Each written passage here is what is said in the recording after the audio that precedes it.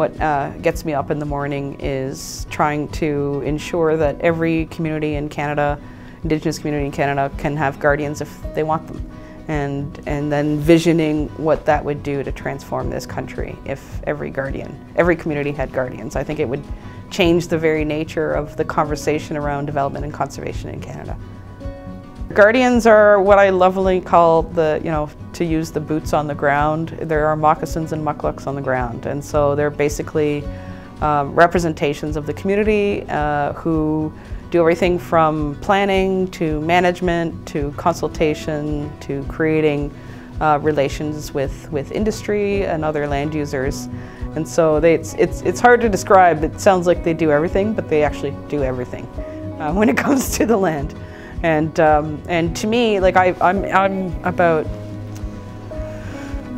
just over 20 years into my professional career. I have to tell you, if I had known when I was a youth that guardians was an option for me, I would have been a guardian. And now it's my way of kind of doing what I can to give that option to others. Working in conservation in Canada since the early 2000s really.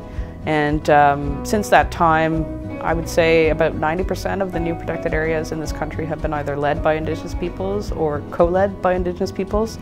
And so it's the way of the future. And if we're going to achieve these international targets, I think the only way we can do that is by empowering Indigenous peoples. I also see the other side of that coin, which is that Indigenous peoples in Canada are really in a movement of nationhood and of assertion of rights and titles and of regaining of our roles and responsibility with respect to the land.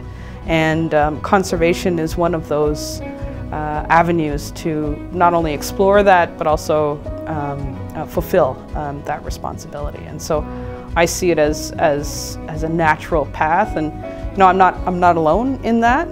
There's been some great studies that have come out. There was more recently one out of UBC that showed that 80% of Canada's remaining biodiversity is on Indigenous-owned lands. And so if we're going to talk about biodiversity concepts, Aichi is about conservation of biodiversity, then it has to be done with Indigenous peoples, and the same is true globally. And so 80% of the world's remaining biodiversity is on Indigenous lands, and those are amongst the least protected in the world. And so that's an obvious opportunity for me.